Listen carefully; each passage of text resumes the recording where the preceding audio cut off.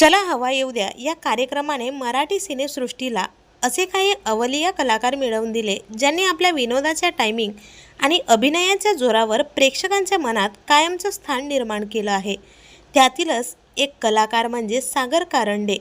सागरने सादर केलेलं पुणेकर बाई, मिमिक्री आर्टिस्ट तर कधी पोस्टमॅन काका ही भूमिका प्रचंड गाजली।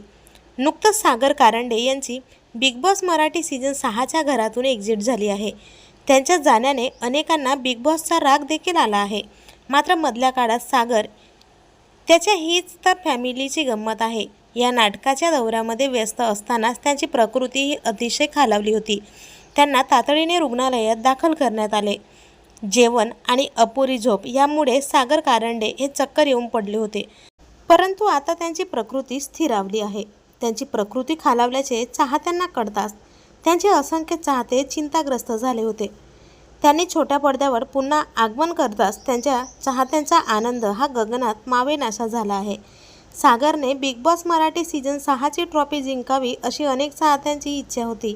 मात्र ट्रॉफीच्या जवळ जाताच सागरला बिग बॉसने बाहेरचा रस्ता दाखवला आहे।